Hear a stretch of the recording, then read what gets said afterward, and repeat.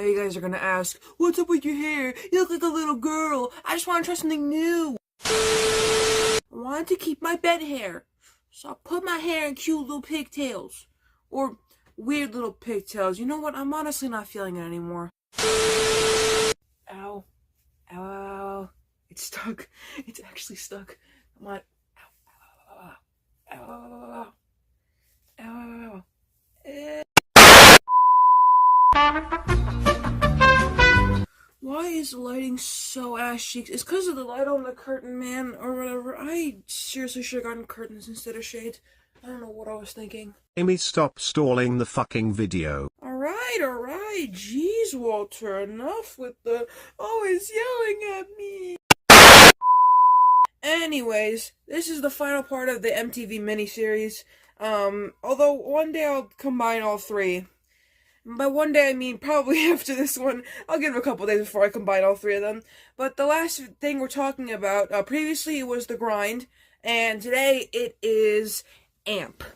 AMP was a music video program on MTV that aired from 1996 to 2001. Club MTV and The Grind were both specifically aimed at music, so this one is more aimed at electronic music and rave crowds. My mom would have loved that, except, my mom probably watched this show. If I ask her, she's gonna say she probably hasn't seen it, so I'm not even gonna bother asking her.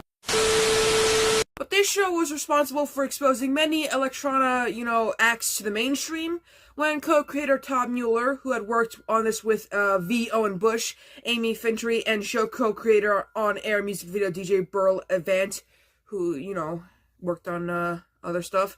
But when the co-creator left the show in 1998, it was redubbed to AMP 2.0, and the show aired some 46 episodes in total over its 6-year run.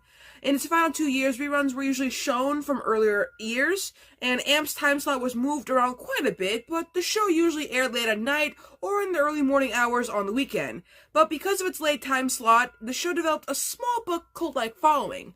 A few online groups formed after the show's demise to ask MTV to bring the show back and air it during normal hours, but MTV never responded to the requests. The show was possibly inspired by the underground public access show TV with Ray Cathode, later named Dizzy TV, that started airing on Manhattan Neighborhood Network Public Access TV in 1993 and ran from 1993 to 1999. TV with Ray Cathode, which I'm just going to call Dizzy TV because I don't like the full name, was an underground experimental television show created by Bo Tardy that aired abstract video imagery with electronic musical soundtracks by, oh my god, these are a lot of names that I can't pronounce. I'm just going to try pronouncing some of them. Thomas Feldman, Sun Electric, The Orb, Aphex Twins, Warp Records, and many more. I could not read the first one. I think the first one was like a bunch of numbers, and it's too many words. Bo Tardy also worked with MTV and was a colleague of Todd Mueller, but he never contributed to AMP. The format of the show strongly resembled the original TV model, the original MTV model, of broadcasting primarily music videos, but this time they didn't have any VJs to host. The show started with an intro and a logo, some basic information about the week's show contents via on-screen text, then an hour of electronic music that was played before the show's conclusion. Most of the music videos were created specifically for AMP. Nick Phillip, a San Francisco-based multimedia artist, created the first video for AMP, which was Meccano by Sun Electric, and occasionally non-electric but still classic music videos were aired for the sake of nostalgia within the electric genre, such as Ofra Hazza's music video for I'm Nin Alu, which was sampled by several electronic artists in the early 1990s. The show was popular enough that MTV produced 2 compilations of songs of artists featured on AMP. MTV's AMP was released in 1987, and MTV's AMP 2 came out a year later in 1998, and both albums were released by Caroline Records. Now, of course, I'm not going to list all of the artists that were commonly featured on the show, but you should know that Daft Punk, that's right, Daft Punk, had their music on the show, and I think it's pretty cool.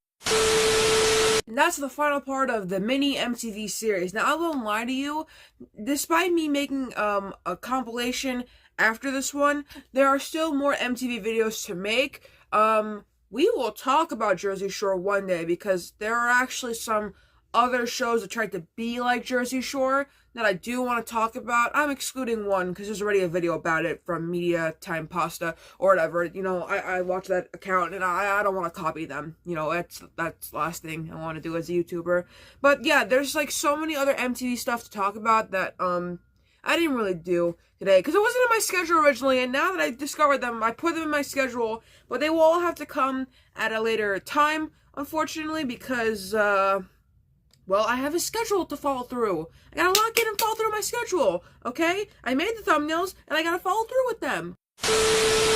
But you should know that 2 movie reviews are coming out soon. I'm reviewing Love at First Sight, and My Stepmother is an Alien. Why am I reviewing Love at First Sight? Val Kilmer. Why am I reviewing My Stepmother's an Alien? Dan Aykroyd. I don't think I've ever really seen Dan Aykroyd as the, like, in a romance kind of movie. I mainly see him in, like, funny, haha stuff, or, serious kind of stuff. My Fellow Americans doesn't count as serious, it counts as funny. But I haven't watched that one yet, and I really should. But, yeah, make sure to like, comment, subscribe, turn on the bell for post notifications to be notified for all my videos. Reminder that 800 equals Gilligan's Island, and 900 equals Saved by the Bell, and I will be putting out a poll for the next things I want to review for when I hit my milestone goals, you know, of, you know, what to do. When I hit 1,000, hopefully it'll either be, something, you know, what did I say I would do? I didn't put a poll, but I'm really hoping I either review Jag, Bewitched, or Little House on the Prairie. Someone please vote for Bewitched. I didn't put the poll, but I'm just saying Bewitched would be a really good one to review because I did I Dream of Jeannie.